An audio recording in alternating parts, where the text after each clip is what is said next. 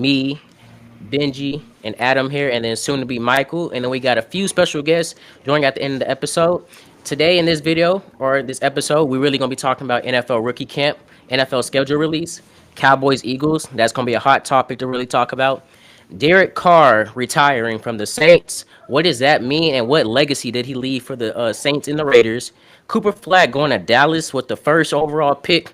We really got to get into that. Plus a few more NBA lottery picks. Also, we're gonna dive really deep into the NBA playoffs, Pacers, Cavs, Celtics, Knicks. What is going on in these Eastern Conference finals? I mean, Eastern semifinals, and then also Steph Curry being out. How does that impact the Wolves Warriors series? But here we are. First, let's dive into it. NFL rookie camp, boys. Let's get started. Adam, you seen Shedeur and Mason Graham. First, basically, we've seen a lot going on in Cleveland with these rookies. I want you to give your opinions on some of the stuff that you've seen going on recently. Mason Graham, for instance, Shedeur Sanders. Just really give me your opinion, then we'll go to Benji next. I heard with Mason Graham, he was like seen throwing up and like had to go off the field, but I kind of take that with a grain of salt. We're really early. It's rookie camp. I mean, he's a big dude. Also, it's like it's not a bad thing to throw up like when you're just getting going in practice. And I think he's gonna round into form, and he's gonna be a great player. As far as Shedeur and Dylan Gabriel, we've seen they're both throwing some electric darts in practice. Both looked really, really good. Again, it's just rookie camp, so I won't like invest too much into it, but they're both looking really good so far. But yeah, what are you thinking about it, Ben?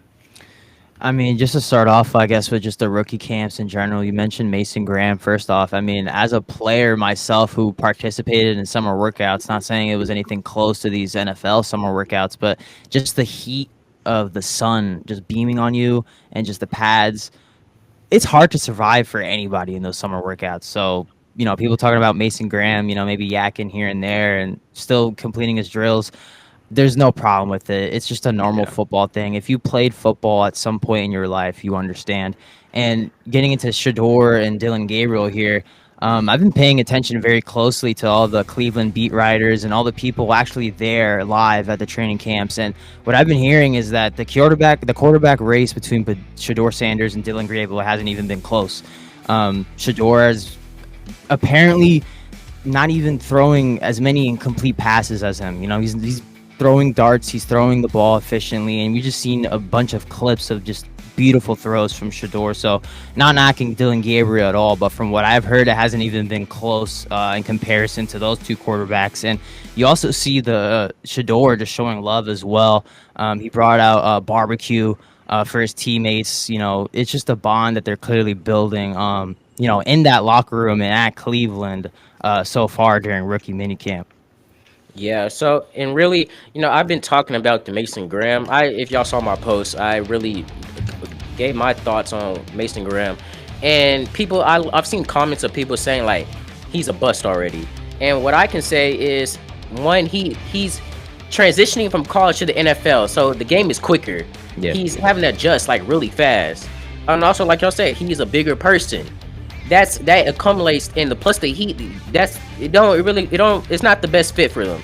But and we could also say he's had a break off from the off season, so he's probably not in shape yet. But when he gets back in shape, you know, I think everything will be fine. I always say this: the tape speaks for itself. Yeah. Him and Kendall Grant, I think they singly beat Ohio State last year, in my opinion. So I think you just give him the time, and he'll be back to normal.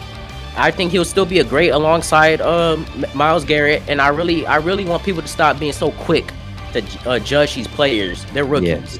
Yeah. And on the way about Shedeur and Dylan Gabriel, you know, I really congratulate both QBs for not, like, they're still treating each other like with respect. You know, how the media is trying to paint them against each other. And, you know, but they're still, you know, they're still having respect for one of each other. And I'm proud of both of them. Yeah, both of them having respect. And what I've seen, and you know, we can't know it is like Adam said, it's still rookie training camp, so we can't really dive too deep into what I've heard. Both quarterbacks have done good well, but I've heard Shedeur has done a little bit better than Dylan Gabriel. But I'm not knocking that. You know, this is still rookie training camp. Yeah, so whoever wants it the most.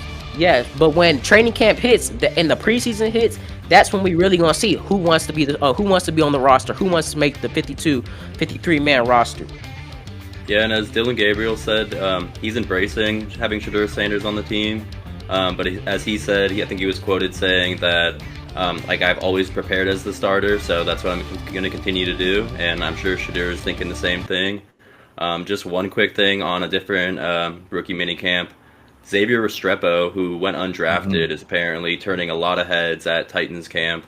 And he's in fantasy drafts, he's been flying up boards, honestly. And he's already got the direct connection with Cam Ward, being one of his favorite targets, and he didn't run like a great 40 times, so that's probably why he went undrafted. But he's a little bit of a technician when it comes to running routes, so he's a big sleeper to watch, both in the NFL and in fantasy circles. Yeah, and so we recently just had our other member Michael join. So, Michael. Michael, would you want Welcome, to give Michael. your opinions on rookie minicamp Shedeur Sanders? Yeah. First of all, yeah, I'll pick back up on what you said, Deuce. I'm really proud of Shedeur and Travis on what they're doing in both of their rookie mini camps. And what a lot of people are, and a lot of sports analysts are saying, is that Shedeur is doing well. Honestly, we knew how good he was going to do in Cleveland, but a lot of sports analysts are making it seem like, oh, like he's going to be the number one starter, or he's doing a lot better than Dylan Gabriel. It's kind of like it's giving a little bias, and it's not technically fair, because let's be honest, we knew Shedeur was talented, and there is still some criticism going on. A lot of sports analysts saying that, oh, he's doing well. What do you mean? Oh, he's doing well. Like, it's a surprise. It's not a surprise here, but I'm completely proud of how Shedeur is handling himself. Number one. Number two, I'm really, really liking what Travis Hunter is doing. He's showing his skill. He's showing his route. He's doing it without gloves. He's doing it. He's having fun.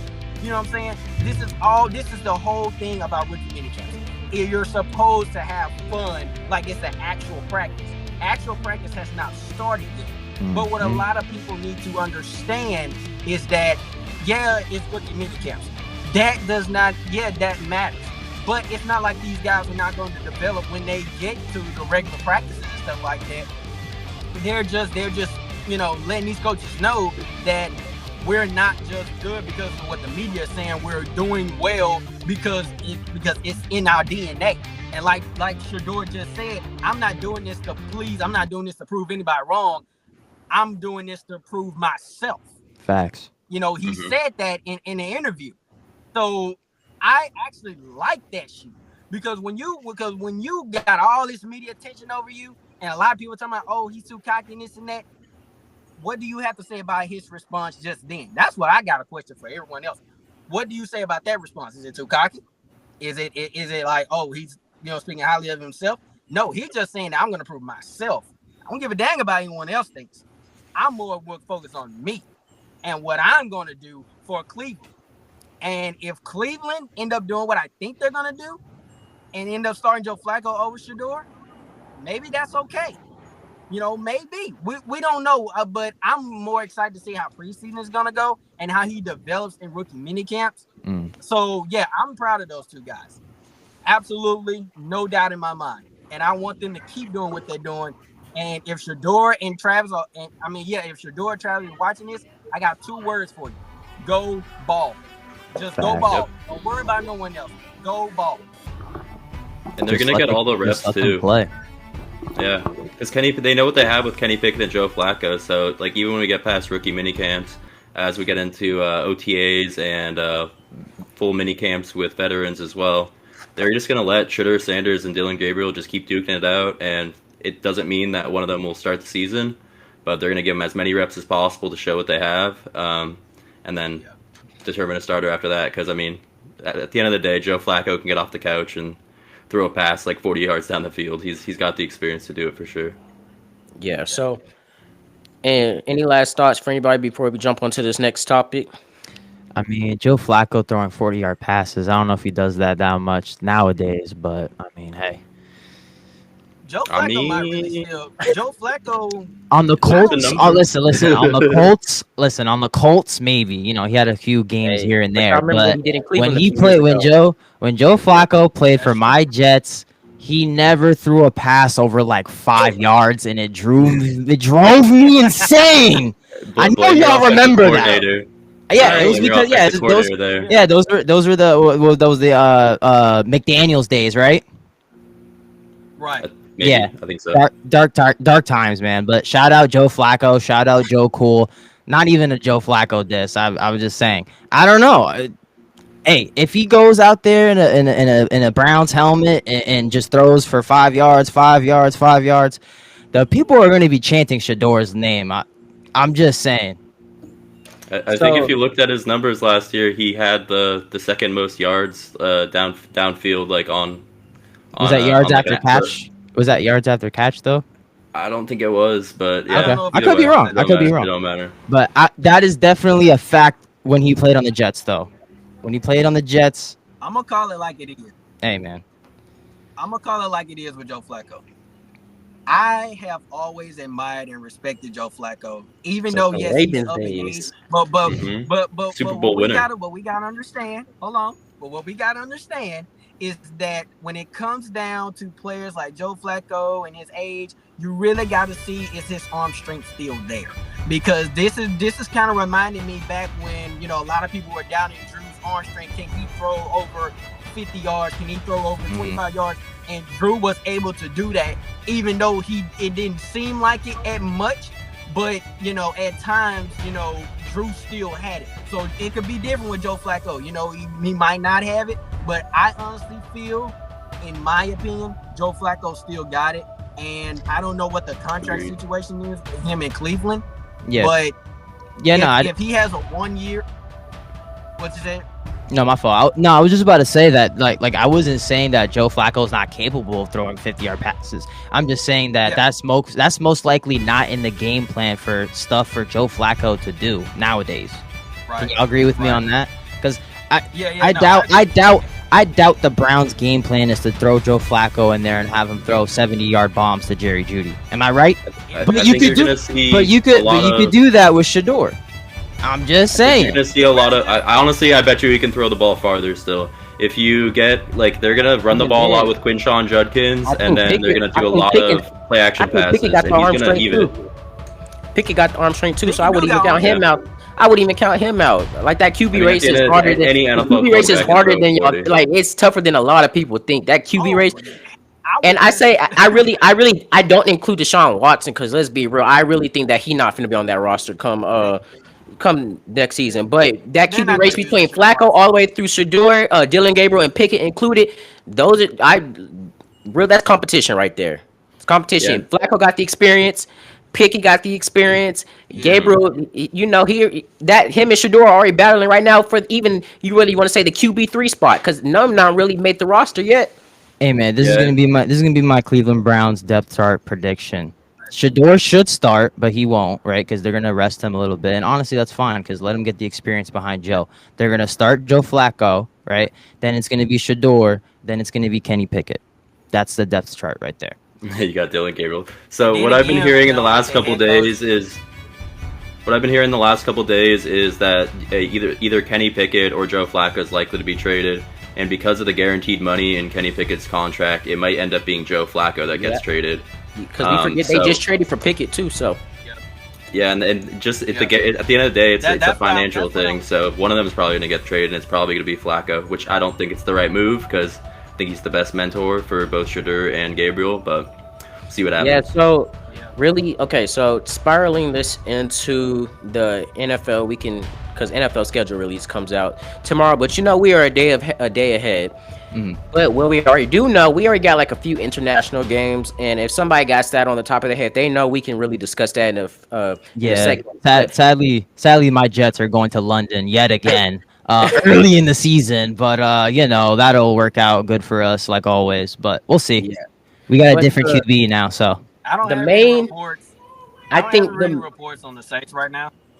yeah, but I really think the main game right now that everybody's talking about is the Cowboys Eagles. And as a Cowboys fan, I'm saying this. Look, I don't knock the Eagles down. I don't knock the Eagles. They are a really talented, and I'm on air, so I gotta say they are a really talented team, and I got much respect for their franchise. But let me say this: Yeah.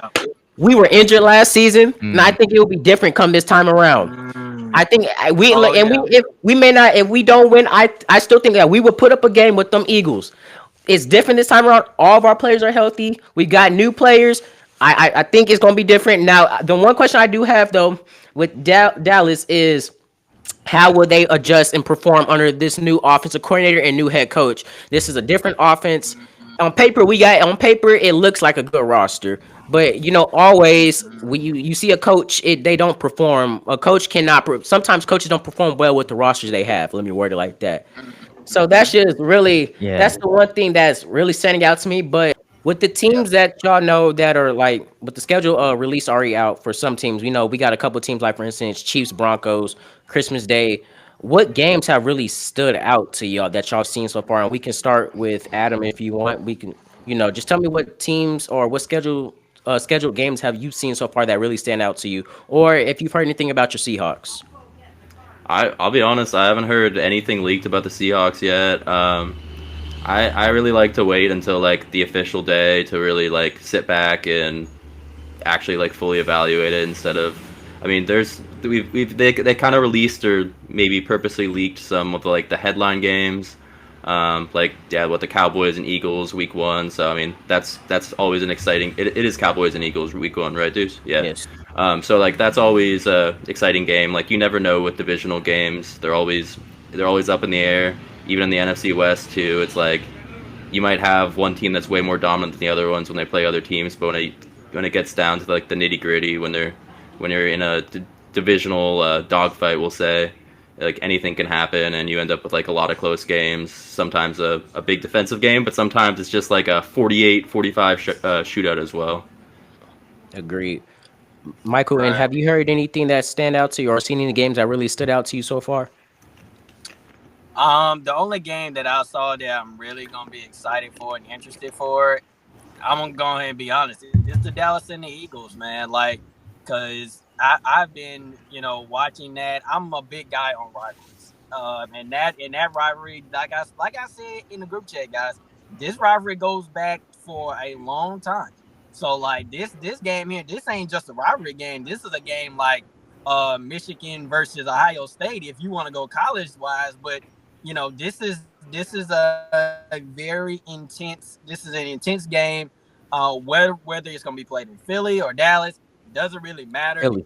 The whole point of this game is going to be who has the most skilled uh, talent and who has the roster to be able to win this game. Because this game is going to be close. Let's just go ahead and call it like it is. This game is going to be close, and I think we can all agree on that. But I feel like the game point is going to be is who has the most dominant defense. It's going to be Dallas, and I honestly feel like it's going to be Dallas because if Philadelphia did lose some secondary players that were key into the Super Bowl run, so it's possible that Dallas could end up winning this, but I'm not gonna call that early. But it's a Dallas and a Philadelphia game that I'm really gonna be interested in, and I'm gonna look more into the Week 1 matchups. But the most interesting one is gonna be the Dallas and the Philadelphia one. Now I'm gonna say I haven't heard anything on the Saints. We probably gonna wait to the deadline to where we announce it.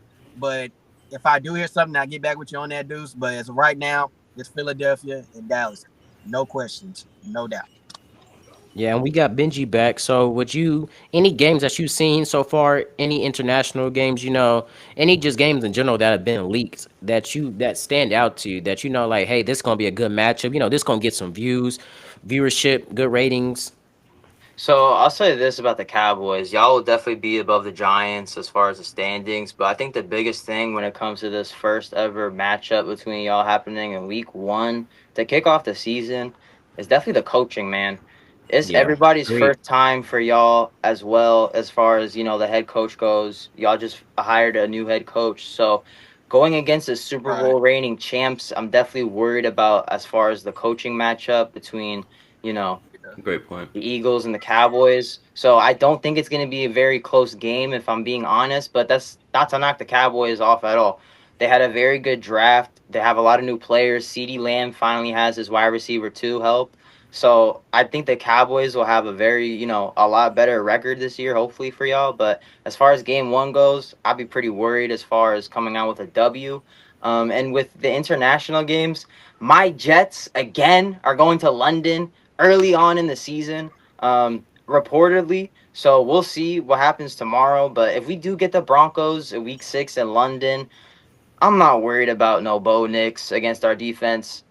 But hey, man, as far as the Jets' schedule release goes, give me New England week 1. Give me the Ooh. Patriots week 1. And you know Ooh. why I say that? You know why I say that? Listen, we beat them last year with Aaron Rodgers. He threw 4 tutties. Might have been 3. Correct me if I'm wrong. But Aaron Rodgers went off on the Patriots last year. And it was so satisfying to watch because we haven't beaten them in like 15 years before that. So that's how long it's been. So give us the Patriots week 1. Let's show Mike Vrabel in the new look Patriots. Oh my goodness. Let's show them week 1 that we got what it takes. And I'm very excited to play the Bills this year too. You know why? Because Stephon Diggs is too busy sitting courtside with Cardi B, right? So, hey man, we letting Offset know. Sauce about to lock him up. So we got you, bro. Uh, Diggs is on the Patriots though now. Just FYI. Oh. See, like I don't even know what team. Well, I don't even know what team bro on anymore at this point. Like he just Yeah. be hopping around. So I mean, I'm gonna make a But point. Khalil Shakir, Keon Coleman, yeah, he'll definitely lock them up. Yeah, I'm gonna So make a point. Right Go quick. ahead, Michael. As far as Dallas goes, actually, this is a question for Luke.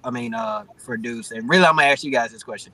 So, as far as the Eagles and the Cowboys game goes, um, do you guys feel like with the coaching staff right now, do you feel like that this game is going to be determined on one the coaching staff's coaching ability, or do you guys think that it's just going to be more of like defensive or production? Because I feel like this is going to be a defensive game, and I feel like both offenses are just it's gonna be probably low scoring, no doubt. Benji, I'm gonna agree with you on that. It's probably not gonna be high scoring, but like I said, the question I have is: do yeah. you think, coaching wise, as far as Dallas goes and Philadelphia goes, do you think that it's gonna be more of that impact just to see that is the coaching working at Dallas and yeah, I I got mean, Philadelphia? yeah.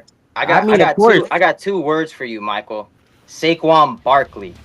That's gonna be the hardest thing for the Cowboys to try to game plan against. And Deuce, That's exactly what I'm saying. I really, how would you game plan for the very first time going up against Saquon but you Barkley? gotta understand this. It is different when two rivals are playing each other. Oh For no, instance, without a I'm gonna doubt, use this. I'm gonna use without a this. doubt. Whenever two Seahawks, divisions, Seahawks and Cardinals. Adam, are the games not always close when y'all play the Cardinals, or some Yeah, majority of the time they're close, even and when the the Cardinals. Cardinals aren't whenever that good, yeah. So I say whenever this. it's a division So game. so yes, I do. The coaching does matter because this is how the coaches are going to establish themselves coming to the season. But I just think when it comes to rivalries, I think it's really the grit of the teams, like who won it more. Because teams are always going to play harder against their rivals. Yeah, And Definitely.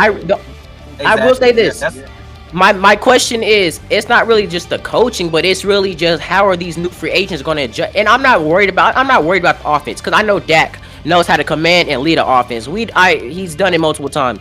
But the defense, I really just wonder. We got players coming back from injury, we got new free agents, and we got rookies on that defense.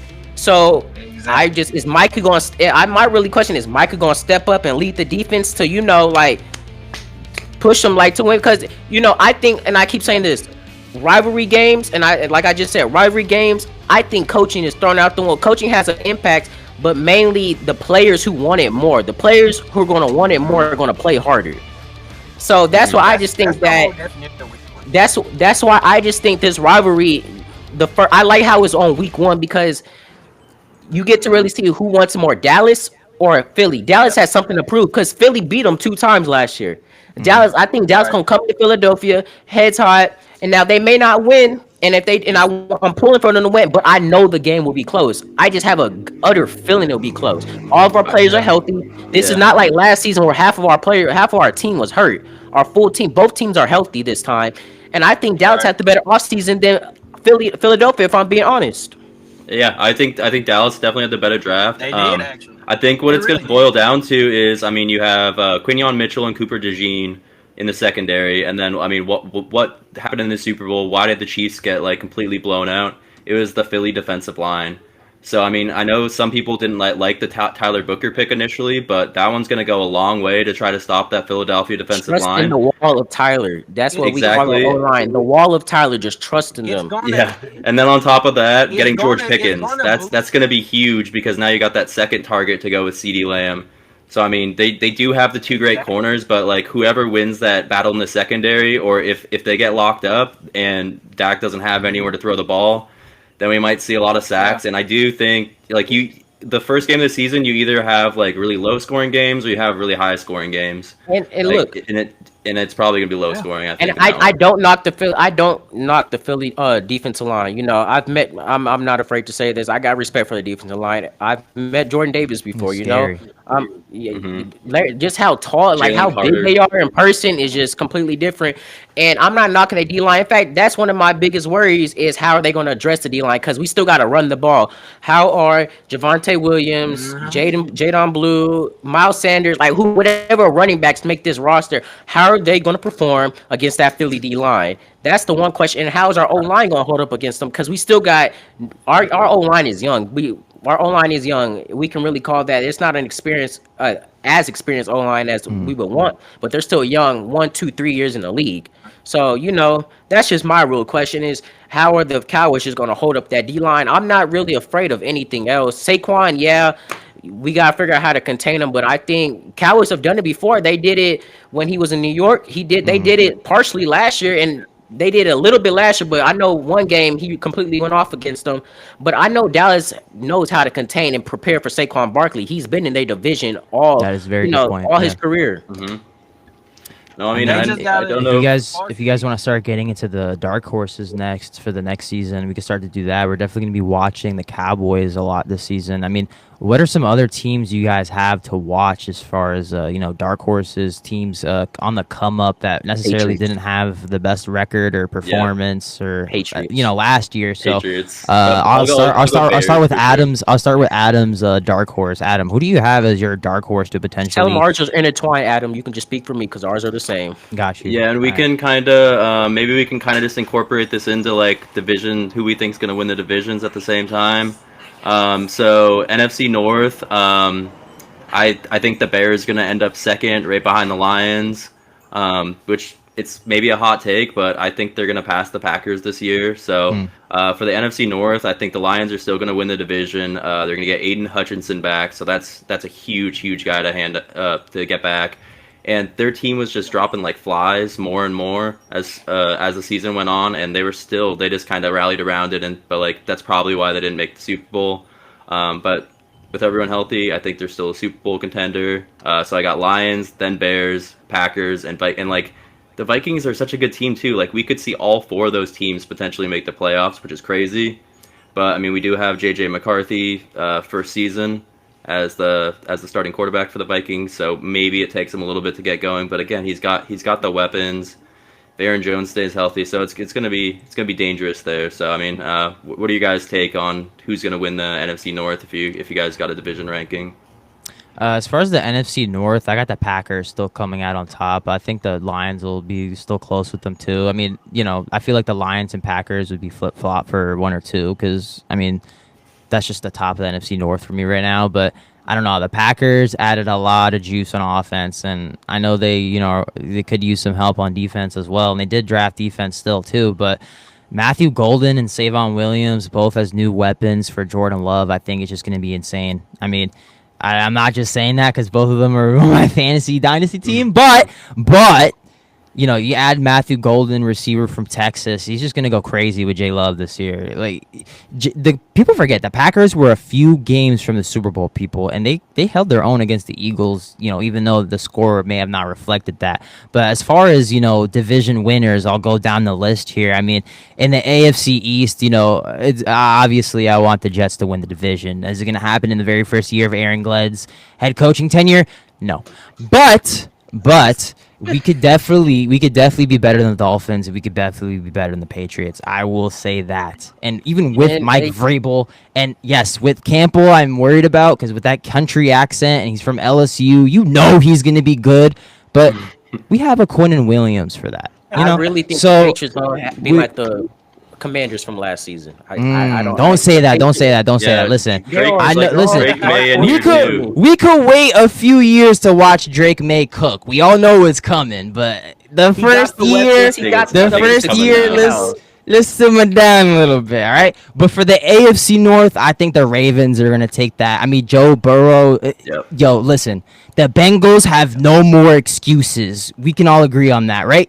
They could have paid Trey Hendrickson, but they decided not to. So if their defense is still the problem after this year, some big changes need to happen in Cincinnati, in my opinion. Shamar Stewart and Demetrius Knight Jr. Don't sleep on Demetrius Knight Jr. either. No, I'm not saying to sleep on their defense, but you have, players that Shamar Stewart, he's still holding out. He hasn't even signed his rookie deal yet. So it's like clearly something is going on in Cincinnati is all I'm going to say. So I would say Cincinnati is a team to watch to see how they perform this year compared to last year. I feel like they should make an improvement. But we'll see.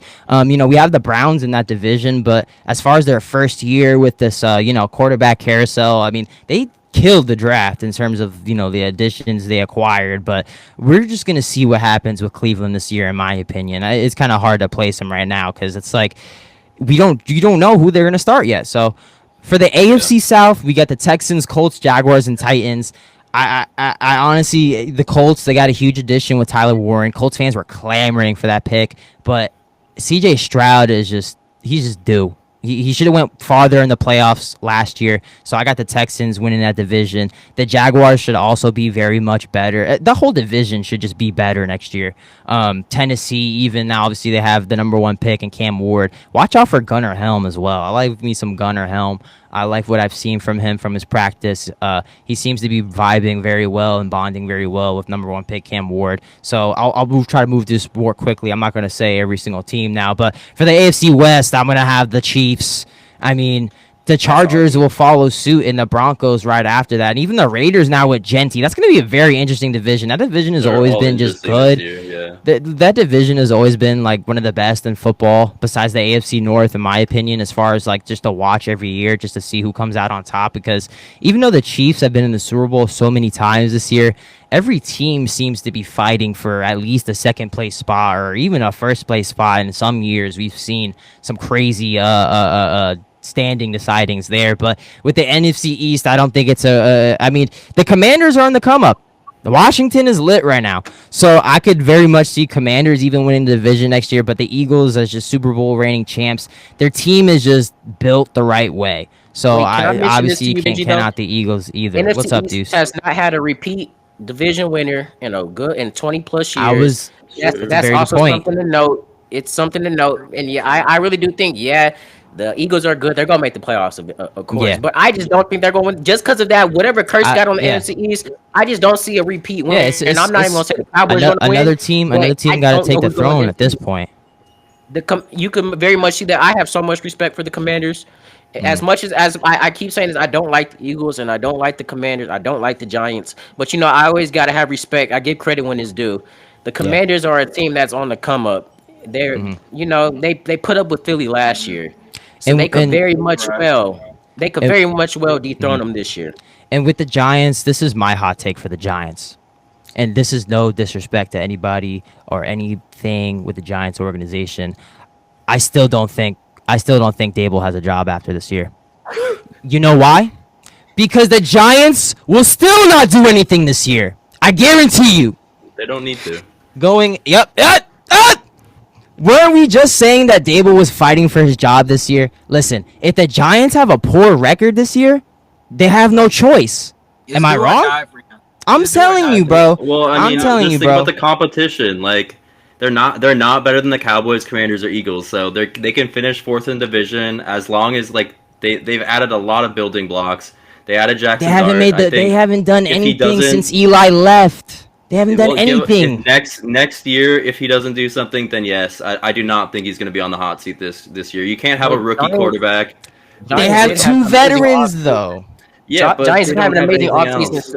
They had an amazing offseason, so I wouldn't knock that down. I'm We could saying they always have no excuse. Yeah. They on paper, right? On paper, right? The Giants did everything the Giants did everything Giants fans wanted them to do. They drafted Abdul Carter. They drafted Jackson Dart, right? So if all else fails this year, how could you not say and point the finger at Brian Dable?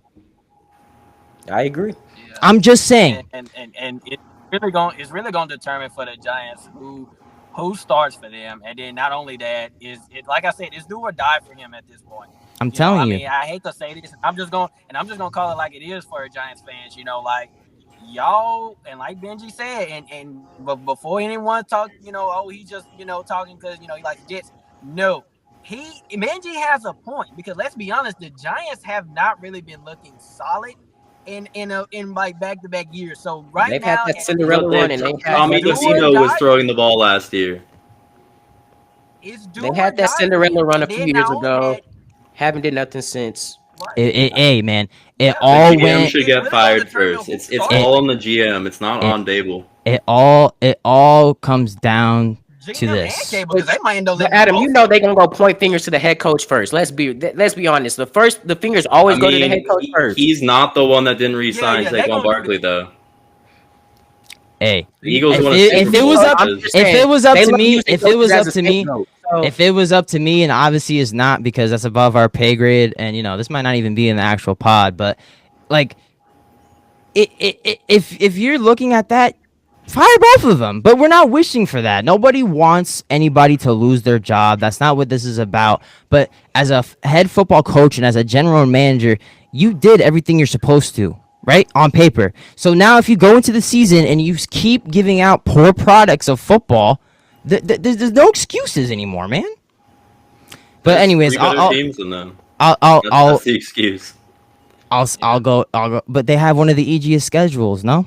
Or they I mean, do. they have to face the Eagles, Commanders, and Cowboys twice. So I'd say that's I think it's one of the hardest schedules. Everyone in the NFC West has like the easiest schedule though. Yeah. we'll NFC's move. got The NFC East has 49ers one have of the the easiest best. schedules. NFC got the easiest schedules in the league, or one of the easiest schedules. All right, so I'm So wrong on that one, so I apologize for that. But if you guys want As to, far as yeah, Oh no, I was just gonna say as far as the NFC South, I know the Saints in particular, they're in the top five when it comes down to easiest schedules mm, from the list that I saw that was published. But I'm gonna go ahead and give out the NFC South right quick. So I'm gonna speed it up a little bit. As far as the NFC South, I'm gonna start with the fourth spot. I feel like, don't get me wrong, I would like for us to win the division, but I just don't see it happening in Cullen Moore's, new system and new coaching staff in his first year. The I hate to say this as much as I hate to say this, but I gotta call it like it is. I just feel like the division is gonna come down between Atlanta and Tampa Bay. But 100%. I really want yep. I want at least Atlanta to win this because Tampa Bay has won it 3 straight times. We won it 3 straight times before then Tampa Bay started. So it would be nice to see the Carolina or Atlanta win this. But as far as us, I can see us finishing at least third in the division in the NFC South. But I just don't see us winning the division this year. It just won't happen yet.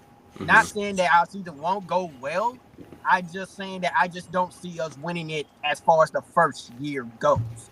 So it's gonna Yes. come down between either Atlanta or Tampa Bay because I feel like they have more productive uh, this offseason than anyone else. I mean, the Saints, they're starting to make a little bit of noise, but I don't know if it's gonna be enough to win a division. Michael. I'm just gonna call it Michael, like it is.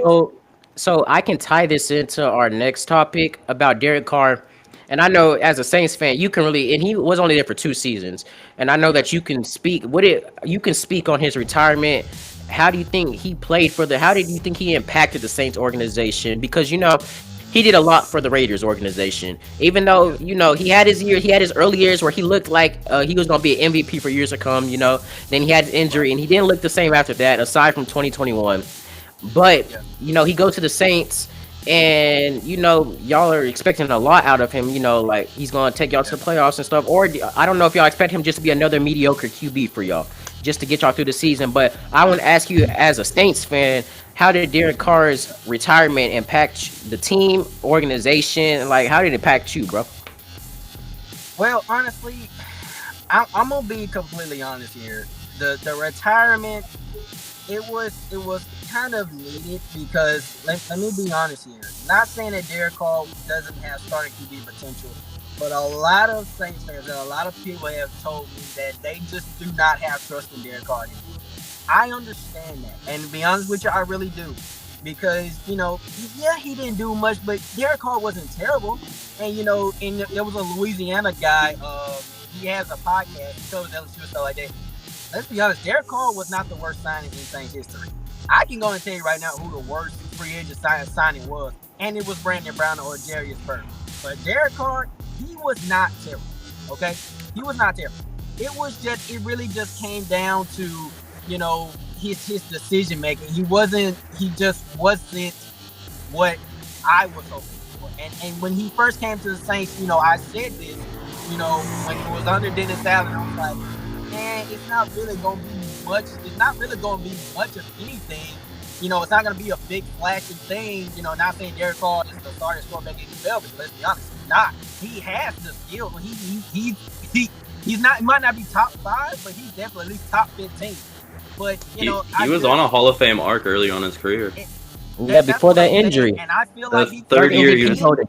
third MVP MVP voting. voting, but then he had that terrible ankle injury, and then he was never the Yeah. same after. Like the way it's described is he was kind of running scared after that, and that's Yeah, it probably looked why like he he threw just. so many hospital passes because he just wanted to get the ball out of his hand. But you could most definitely Yeah. tell after his injury, it most definitely like ankle injury. That's something.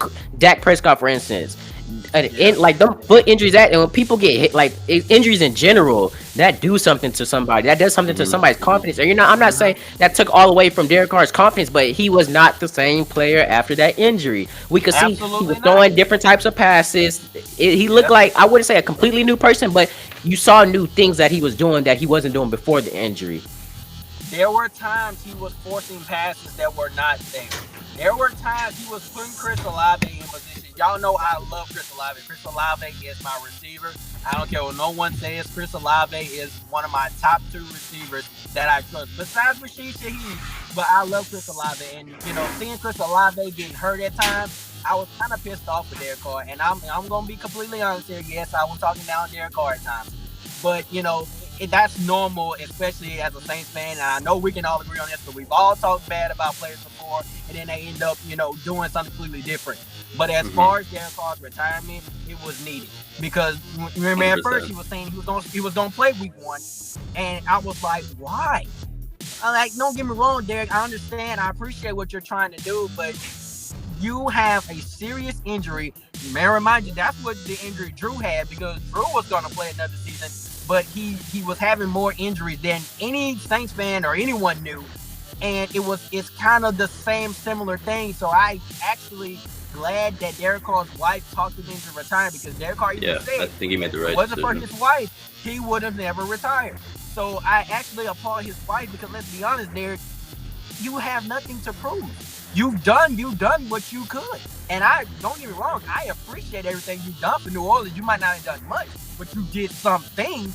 You know what I'm saying? It's not like you didn't do shoot. You did something. You gave us winning games. You gave us winning drives. You gave us potential in offense. I mean, let's be honest. We started 2-0 to start the season off, but it was just coming down to we just did not have a head coach that knew how to lead a team. Not saying Dennis Allen, but I think Dennis Allen was meant to stay as a defensive coordinator than he was a head coach. But Yeah. besides all that, I actually respect Derek Carr. I wish Derek Carr the best. Derek Carr did what he could in New Orleans. He was not the worst signing in Saints history, but I really feel like this retirement is needed now with the quarterback situation. Did it hurt us a little bit?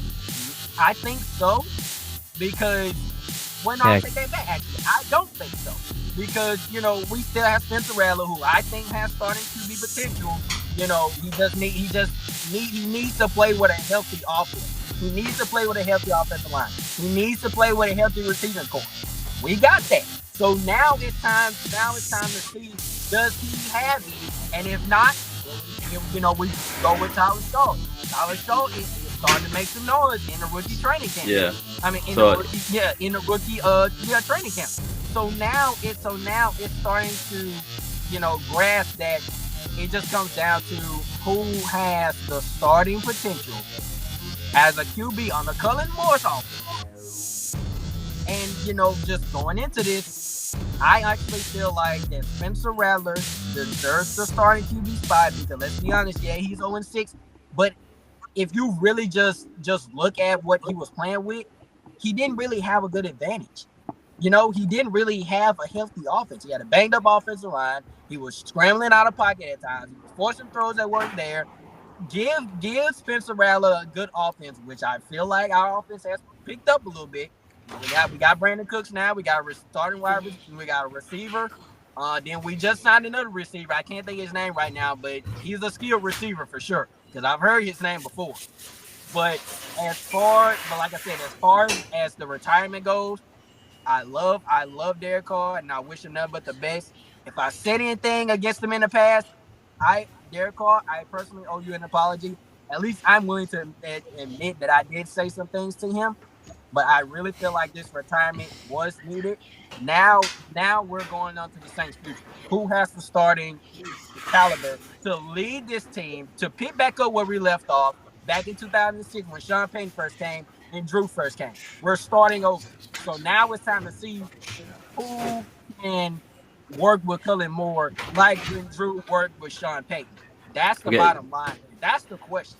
So one thing real quick, and I got to leave a little bit early, unfortunately. But so Tyler Shuck, he loves his wide receiver ones. If he ends up winning the QB1 role, which I honestly do think he's going to now, if Tyler Shuck does win the QB1 role, Chris Olave, I think he's going to have a top 10 wide receiver season, maybe even top 5. He's going to have a huge breakout year. What? I said on the Jets.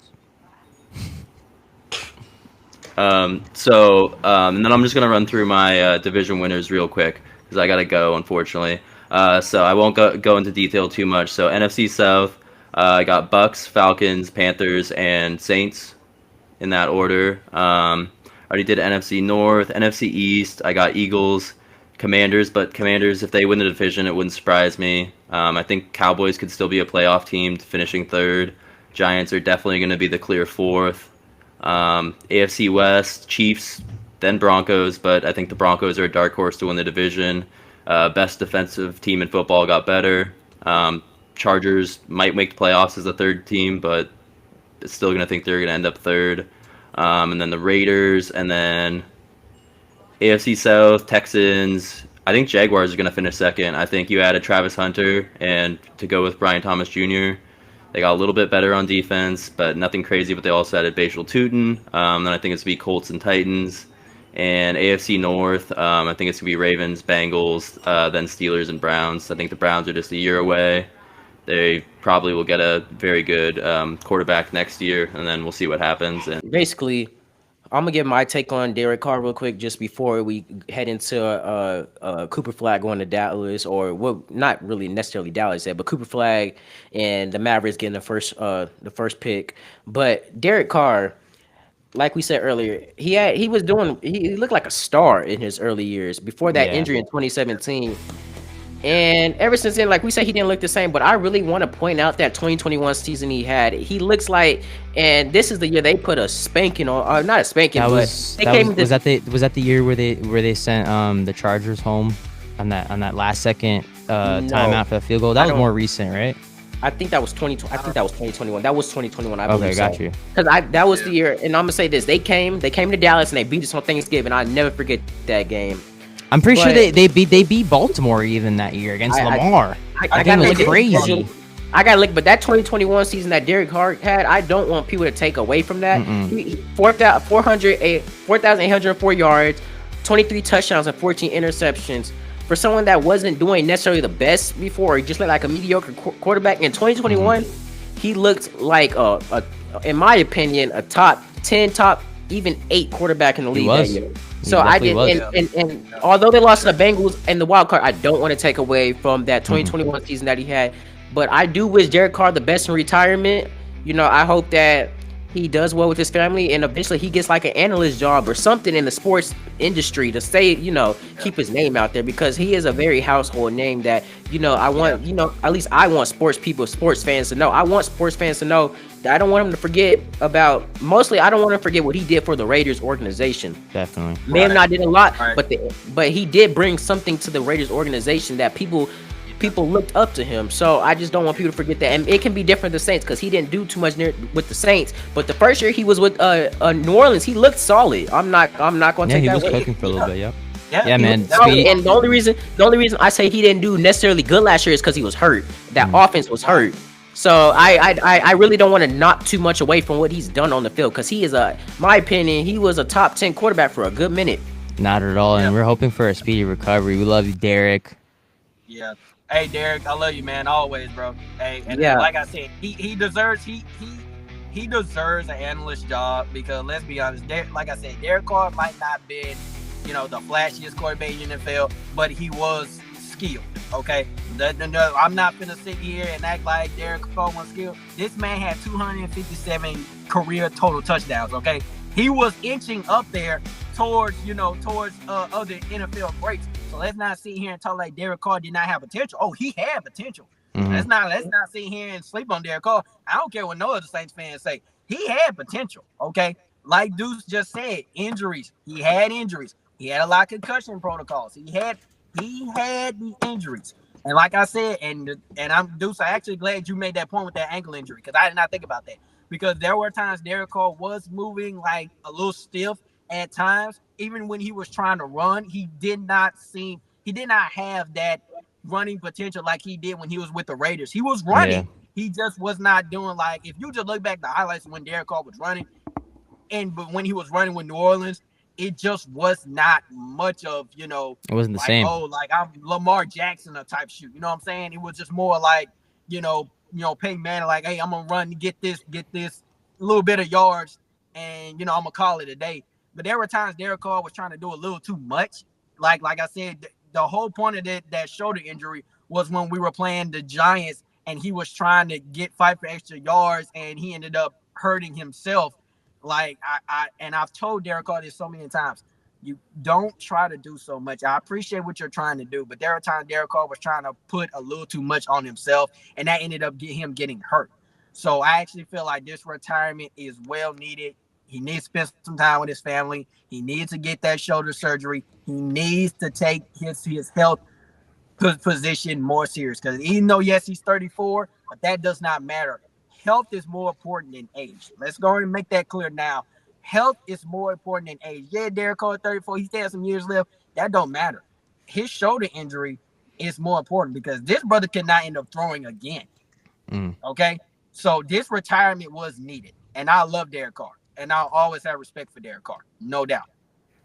Yeah, so we're gonna now we're gonna jump to some NBA talk, And recently we've had the NBA lottery come up, and it left a lot of fans, even a lot of teams, surprised. But the one thing that is standing out to a lot of people is how somehow Dallas ended up getting a 1.8%.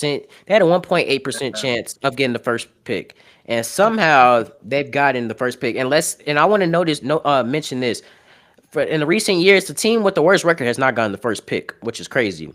And it's really gonna it brings up a lot of questions, with the lottery draft, And me personally, I've always been a fan of the lottery draft. It's random. It's completely random. You never know who's really gonna get that first pick. But Right. I want to hear what y'all's opinion is on the NBA lottery, and then we can touch on Cooper Flag possibly going to Dallas, or what does Dallas do with that first round pick? Me personally, I definitely thought other teams were maybe not more deserving, but I feel like there would have been better fits for Cooper Flag. I mean, don't get me wrong. He's obviously going to cook on Dallas. He's going to be great for the Mavericks, assuming they do stick and pick Cooper Flag. He's going to be mentored by Kyrie, Anthony Davis. So, I mean, that for his rookie year is just going to be it's just going to be so amazing. But as far as a team fit goes and who really deserved it more, you gotta look at the Hornets, man. And they've been just bad for years and years and years. In the city of Charlotte, they needed that, man. So shout out to Charlotte. And also, like, I think even if the 76ers got that first pick, honestly, I would have threw up my hands and said, well, 76ers, they need that. Not saying that Dallas did not need the number one pick, right? You trade away your superstar that's roughly 25, 26 years old out of nowhere, and then you magically get the number one pick, right?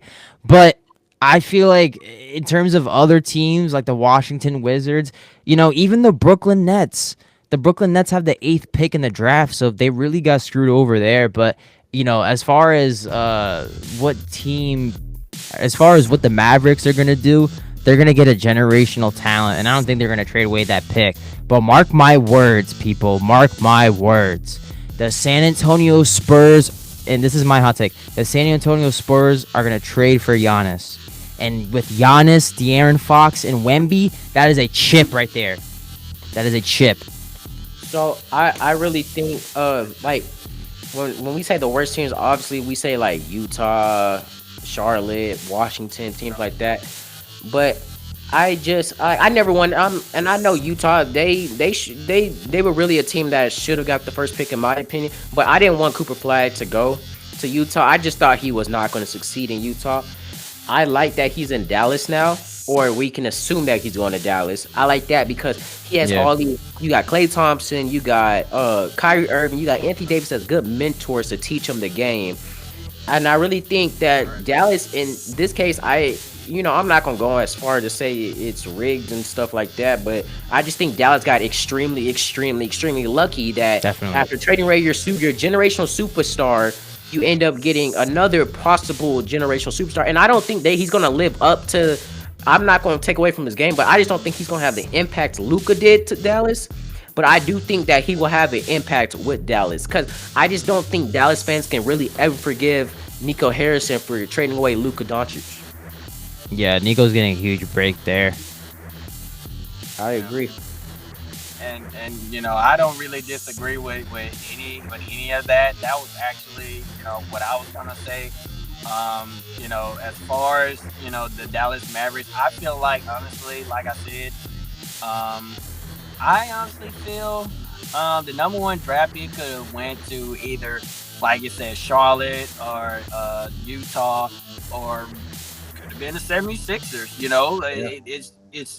It was a toss up. You know what I mean? And but before the list was even made, the New Orleans Pelicans were in the top five into getting Cooper Flag. So Cooper Flag could end up. I think he's gonna go to Dallas. I mean, I'm going to call it like it is. I feel like Dallas is gonna go and get him, I don't and see why they didn't it's trade it. just. I don't really see any reason why they would trade him either. Mm. But that cheating scandal situation, man, I don't really know what's up with that. A lot of people have been saying that the only reason why Dallas got the number one pick is because something with the trade that they made when they got Anthony Davis with the NBA. But look, I mean, it was like Mike Deuce just said. It was more of like it was just a bad out of luck for Dallas, I really and think it was just they got very, very, very lucky. I they don't. really did. And a lot of people will throw out the word like rigged, but I like to keep it as professional and Yeah. understanding as possible. Yeah. I just think that Dallas somehow the cards were on the right side for them, and Nico Harrison just got very, very, very, very, very lucky. Mm. I'm not one Yeah. of these people that's just gonna go and sit here and say, "Oh, it's rigged 24/7." Yeah, the NBA has its moments where it looks like it's rigged, but Yeah. there's explanations for everything that goes on. There's also the people in the actual league know more than just the people in the fans. All right, What's up? so What's we up? got we got our special guest here, Jalen McDonald. Jalen, how you doing today, man? I'm good, bro. I'm good. I'm good. So Chilling. so Jalen, we got the Pacers playing tonight. So first of all, before we get into any Knicks basketball, the New York Knickerbockers, the ones who are up 3-1 against the Boston Celtics. We'll get into that later. But what was your reaction to, so far this series, the Cavaliers? I mean, what's been going on, man? For me, what's going on is what always goes on. It's every year with the Cavaliers. Every year they have a good record. They show out in the regular season, and then they get into the playoffs, and then they just they just drop. They just don't. They don't play as like they play in the regular season. They just Mm. there's just some playoff chokers and they just lose all their momentum. And then, as usual, Donovan Mitchell has to do everything to even give him a chance, but it's never enough. And then, if I can Mm. remember, I saw that Donovan Mitchell is like one of the only players that has not like got out of round two of the playoffs, like Joel Mm. Embiid. So I think it might just be him. I don't know. So I you don't got know. correct me if I'm wrong, but you got Indy facing the Knicks in the Eastern Conference Finals. Yes, And yes, I do. who would you think comes out on top of that series? Honestly, in a 7 game series, Don't honestly, say it. Don't do it. realistically, the Knicks should win. I don't think it's gonna be in five like Hmm. you do. I think it would be six because the Pacers have shown in the playoffs they start turning it up, Yeah. and they were in the Eastern Conference Finals last year, so it's not no It's fluke not that they unfamiliar territory for them. Yeah. exactly. It's not no I fluke that they're there. So I believe they can make it interesting, but I don't think they'll win. Yeah, this whole series, I mean, just as a viewer, this whole series, you can just tell, like, even in aside, I say I'm not cutting the Cavs too much slack, but I give them the benefit of the doubt. They got some injuries, but even aside from that, it looks like the Pacers just want it more. Like, if you're watching the game, it looks like they actually want to win. The way they're moving the ball, the way they're playing defense, it looks like they want to win. The Cavs, Mm. like you said, they do this every year. They get to the playoffs and they just like they look like a whole different team. They look like they should really be a 5 seed, a 6. They don't look like a 1 or 2 seed. Mm. So I do think I think the series was over after the Patriots went up 2-0 in Mm. Cleveland. I honestly thought So the same thing. when I Yeah, think I they're thought gonna the go same back to thing. New York, and I think that's gonna be a series that's gonna be up for debate for who's gonna win that. But the Patriots pretty much got my lock on their winning the series. In fact, Hallie's at 20 points right now as we're speaking. So Mm. I feel Yeah, no, like what's the the score of that Pacers. game right now, actually? last time I checked, it was 65-64. It's close. Ooh, Pacers okay. were up. All right. Yeah, All right, so I yeah, feel no, like like we could get into the Knicks even because Jalen's being a hater, saying that they should win, but the Pacers still got a shot. Which I won't give I will give the benefit of the doubt to the Pacers because they literally knocked out the Knicks last year, but this year is different for New York basketball, baby. This year is different. And you know why? Because when they played hard defense basketball, just like I said, and when they went to the paint, when Brunson was finishing all those layups and was Hart making all those plays, drawing all those fouls, Cat actually playing defense this time, that's what happens. The the Celtics, they future. drop, they fold. We Yeah, want Boston, baby. And I think tomorrow, the future tomorrow is the bright. series will be over. I really Tomorrow the think series will be over. I think even before Tatum's injury, and we get to that later, but the it was like this series, the Celtics just don't know how to close out a game. Like they could Mm. not close out a game, and we saw that before. Like last game, even before Tatum got hurt, the Pacers. I mean, not the Pacers. The Knicks were on a run. Yeah. They were on a Yeah, run. They had all the momentum. The house was yeah, rocking. And the Celtics, honestly, and I keep saying this, before Tatum got hurt, it already looked like the Celtics. I mean, the Celtics were about to lose that game. New Mm. York had all that momentum, and I had a feeling they were going to go up 3-1 even before Tatum's injury. Yeah. So I think next game, and yeah, it sucks that Tatum's out, but I think now New York's going to take advantage of that and ultimately take the 4-1 win and win in 5. So okay, so I thought I was hearing something from my end. So Trey, we were just talking about the Indiana Pacers and the New York Knicks. I mean, even just another face that has been in a Knicks uniform before. They're gonna be going against a man called Obi Toppin. I mean, do you think he's gonna be a big factor in this Knicks series? Because to be honest, I think he will be because we see Porzingis is just a non-factor in this Boston Celtics series. You might be saying, hey. Porzingis is banged up a little bit, but it doesn't matter because Porzingis had 7 points in the whole game. So I mean, can Obi Toppin do any better? I think with the Knicks going up against Indiana, I don't think of Obi when I think of threats from Indiana. I don't think of Obi Toppin. Mm. I mean, he had like 18 points the last game. I mean, yeah, but it's Obi Toppin. These guys just guarded Jason Tatum and Jalen Brown. And that's exactly the point I'm trying to make. Who is going to guard Mitchell Robinson and who's going to guard Cat on the Indiana Pacers? Miles Who? Turner. Get out of here. Wouldn't sleep on Miles Turner though. Hey, shout out Miles Turner. fantasy was sitting on legend. Miles Sanders. But hey, I'm Yeah. just saying, man, the Knicks, they have 2 6'7" or 8-footer pluses now, and they gotta use them, Yeah, for Mm, sure. yeah. I mean, especially in this indie series. yeah. I think that I think at the end of the day, I already told people throughout the season. I said the Cavs. I don't believe in the Cavs for one. So Indiana is going to Cleveland tonight, finish the game in 5 games, and then they're going to play New York because New York's going to beat Boston in 6 games. Because here's another thing too. I don't mean to get off topic, No, but you I good. think people more often than not just cut teams off. Like it's very presumptuous of us to say that the Knicks won in 5 now they win the whole series. I can understand what everything's going on. Like the Knicks are the better team. I get that. This is the Boston team that literally went down 3-0 before.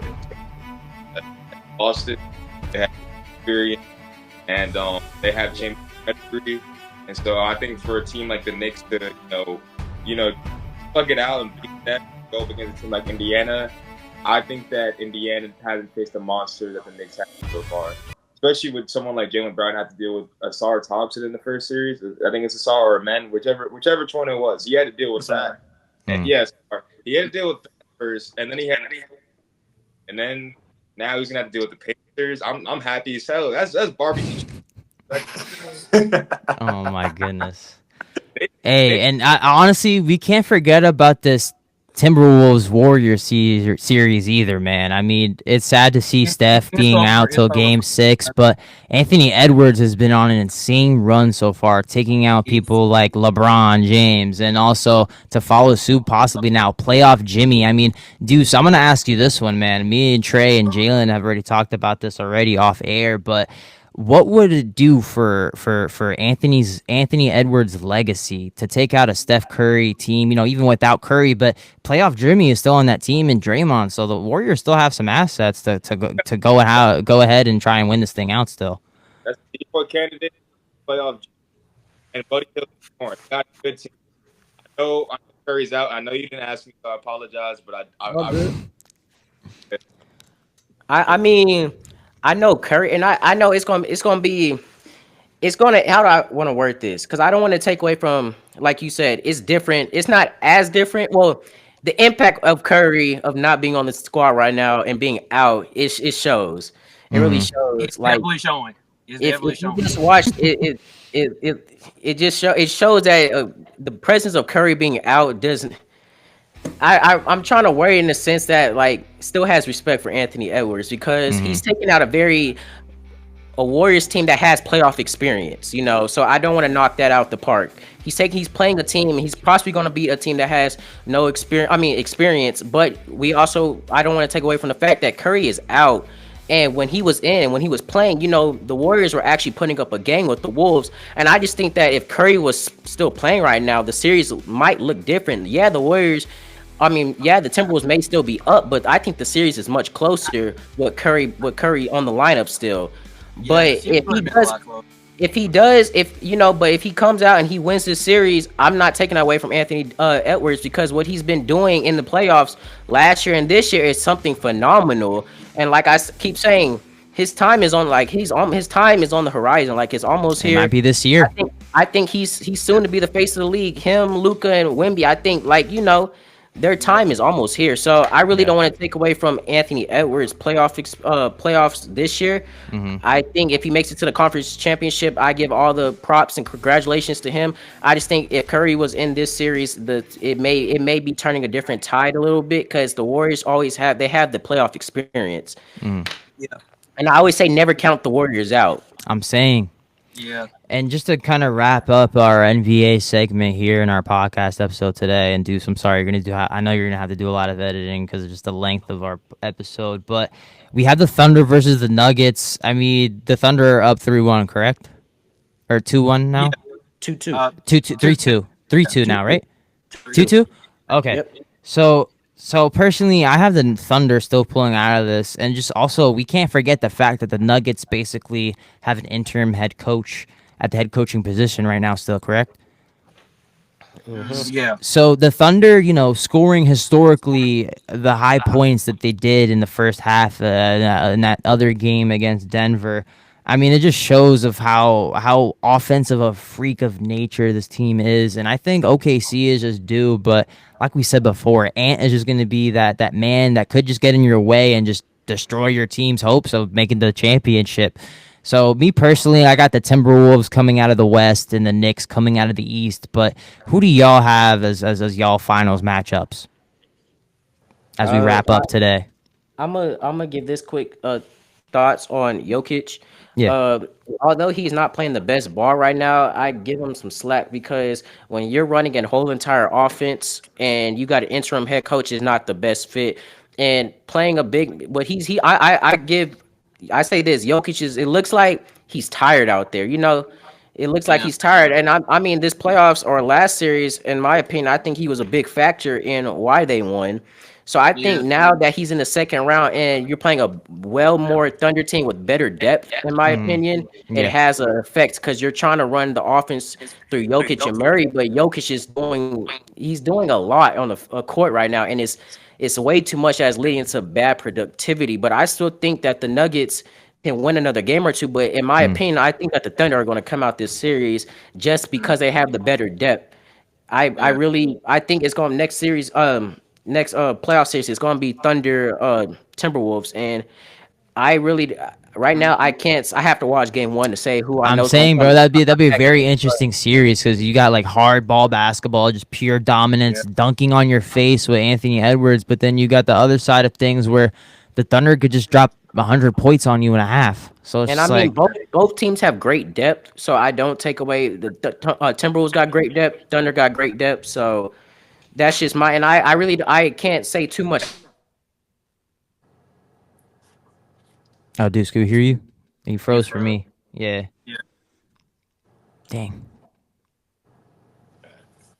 But I'm gonna say this right quick. Go ahead, I Michael. think Oh I wait, Deuce. think I think Deuce is back. is it okay? Deuce, I think we can hear you now. He's frozen on my screen. Oh, Yeah, he's frozen on my screen. Yeah, it just says he's reconnecting. oh, dang, my fault. Keep going, Michael. No, Okay, he's no, back. I was just going. Oh wait, is that Oh, dude? You're good. Nah, You're good, yeah, dude. nah, he's good now. Yeah. Okay, nice. dude. If you want to finish off, dude, go ahead. Oh, No, I was just basically trying to say like I can't give too much insight if on a possible Thunder Timberwolves matchup because I'm not that I don't watch too much of them, but I would say it Mm. will come down to it because of their depth. Both teams have amazing, incredible depth, and both teams got superstars on on their starting lineup. So it'd be interesting to see. It'll be like, I mean, Rudy Gobert has looked, to me, he's looked very incredible this playoffs. What he did to the Lakers in Game 5 was just something that I don't want to see again, bro. But But no, I think that Thunder and Timberwolves game, that game could possibly go to Game 7, y'all. Easily. Like I'm gonna call it like it is. That game could possibly come down to Game 7. They both got good depth. They both got shooters. They both got bigs. It's that game. If that game don't go to Game 7, then I'm just gonna be like, well, dang. Okay. But I think we can all agree that game is gonna go to Game 7 between the Thunder I and hope the it Wolves. does. That I could game very will much go see to that. Game 7. I So would not Yeah. be surprised that game go to Game 7, no doubt. Hey And Trey. the Knicks, Yep. Sorry. Keep the going. Knicks and the Pacers. No, you're good. The Knicks and the Pacers. I think that game is going to come down to either Game 5 or Game 6. I'm Possibly. telling you, to be That game- honest, that I'm not game really could worried possibly- about Indy too much. That game could possibly end up going to Game 7 too. I mean, I'm just going. I'm just going to be honest here. So Jalen and Trey, as we close out today's episode, who do y'all have as y'all finals matchups, and y'all could get into a little bit why? Whichever one of y'all wants to go first. Okay, so sorry. Let me not go first, Jalen. nah, you can go first if you want to, Trey. I have a lot to say on the east side, but Nah. you can go first. Yeah. So when I'm thinking about the Eastern Conference, I mean, right now, obviously, Indiana's going to go. It's probably going to be Indiana, New York. We don't know yet, but I'm assuming. I just didn't want to be with the whole Boston thing because Boston. That series is over. It's over, but deserves a lot more respect. I give them a respect. Hey man. All I'm saying is that the series is over. All right, continue. I don't disagree. I'm just we got to keep cool though. It ain't over to the fact, brother. Yeah, So that's a favorite quote. So I mean, yeah, so That is true. we know it's going to be New York versus conference finals, and I think just because of the depth that New York has offensively and defensively, as far as the guys that can score and defend, if they have superior rebound and the best closers in the league objectively about like any stat, I just think that's enough for them to wheel it out. I mean, even last year they were better than Indiana. The only reason they lost was because they got hurt like again. So I don't think Indiana's a better team on paper. So I think the Knicks will be going into the NBA Finals. Fucking crazy, pretty crazy to say in the year 2025. I did not think I'd be saying that. So I think the Knicks will be around the East. And then as far as the West, the Wild Wild West, I mean, like you said before with OKC and Denver, you got two teams that are both juggernauts. I think that Denver has enough experience to, catapult them near the end, especially if Jamal Murray's firing. Like if Jamal Murray just imagine everybody on Thunder and the Thunder has purple and gold, he'd probably turn into like Michael Jordan again. So yeah, I think just because of what Denver has shown and how incredible of a talent Nikola Jokic is, and the fact that granted they're not gonna have home court advantage, but I think just playing tonight, coming off a win always does more to your energy. And the Thunder, they haven't proven themselves yet, so I'm more confident going with the Nuggets in the conference finals. So with that said, Curry's out, so it's going to be a Thunder, not Thunder, it's going to be Nuggets, Timberwolves conference finals, and Anthony Edwards right now is 2011 John. And for those of you that don't know, 2011 John Jones was Jones that was the Grim Reaper, and he took out, if I'm not mistaken, 4 world champions that year. When what Edwards is doing right now and what he's done for the past 2 years, it reminds me of 2011 John Jones. Because think about it, you can argue he took out. Well, okay, so he took out LeBron, obviously, who's the GOAT. He took out Luka, who is a top 5 player right now, basically. He took out Kevin Durant, who's arguably a top 10 player all time, top 10 scorer all time. He took out Devin Booker as well with that, who's a top 5 shooting guard in the league, top 5 to top 10 guard in the league, top 10, top 10, top 20, 25. And on top of that, he took out, well, who was the reigning MVP, the reigning champion, and in my opinion, a top 10 player of all time. And then now he'll beat the Warriors, who have the defensive player of the year, arguably, and then playoff Jimmy Butler. I know Curry's not there, but we all know what Jimmy Butler has done with less. He's done more with less.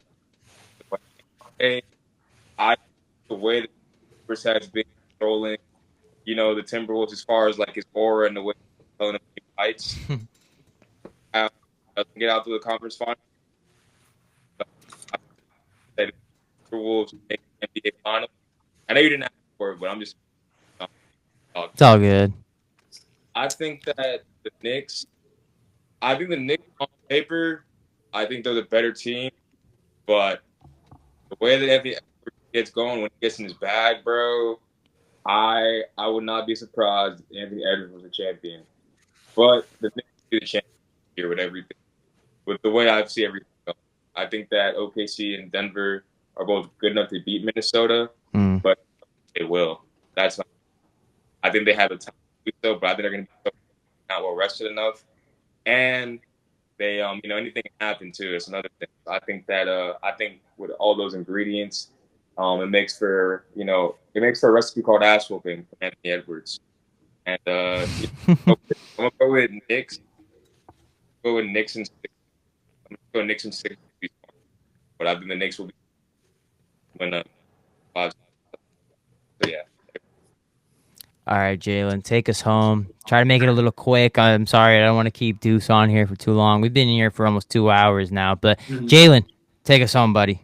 Well, to start off on the West side, I expect to see the Timberwolves to finish off the Warriors. I think that series is over. What Anthony Edwards is doing is very disrespectful to all my OGs, all my legends, Kevin Durant, LeBron, Curry. He's just taking them all out, and then it's not very nice.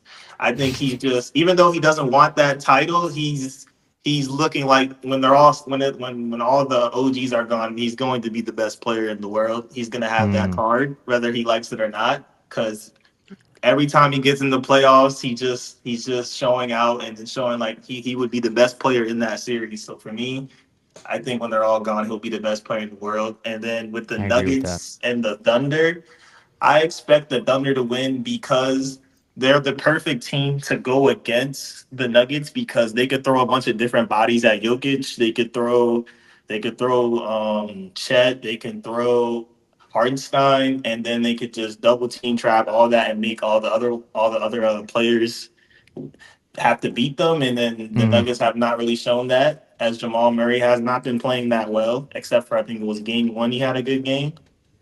So I expect the Thunder to win, and then I expect the Thunder and Timberwolves series. But I think between those two teams, yeah, I could see that going to Game Seven, and I can honestly see the Timberwolves winning. I think Anthony Edwards is more of a killer than Shy when it comes to Mm. that crunch time. So I can really see him pulling through. 'Cause I really think that Anthony Edwards is having his 2000, if I can recall, I think it was like 2007 LeBron run when they made it to the finals when no one really expected them to do that, but I see him on that road. So I think the Timberwolves will make it to the finals. On the East side, It's the I Knicks. expect obviously the Knicks and Pacers, but honestly, I see for the first time in a very long time, I see the Knicks making it to the finals. Let's I don't go. He know. agrees. I don't. The Pacers to me, the difference is they just don't have that like defender that can guard Jalen Brunson one on one. They don't have Mm-mm. that defender that will be able to do that.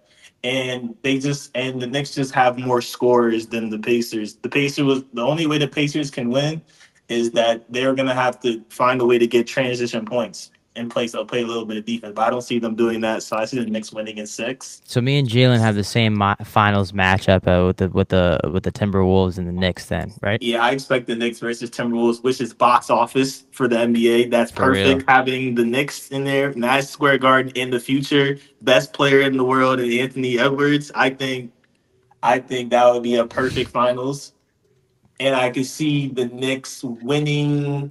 Honestly, winning in seven, just because I think now because the Knicks are now starting to play some defense. I think there's really no team that can beat them because they have the offensive power on all sides. So I expect I can see the Knicks as the NBA Finals winner. All right, so you know we've had this episode. We've had two special guests with amazing ball knowledge. We've had Trey on the show. Facts. We've had Trey on the show before, and Jalen, a newcomer, on the show. So two guests that will most definitely probably be on the show in the future for future episodes. But we covered a lot in this episode: NFL talks, all the way to NBA talks. But next week, y'all don't want to miss this episode because the NFL schedule will be fully released. We can get more insight and more depth to that, give our record breakdowns. But then also next week will be the Eastern Conference and Western Conference Finals, and that will be cinema. Whatever team makes it to the next round will automatically be a good matchup. Mm-hmm. So I thank everybody for getting on the show today. You make sure to all our fans like, comment, subscribe, and share and check out the YouTube. Constantly uploading new videos every day. Everybody, y'all have a good day, and thanks for another episode. Yes, sir. Thank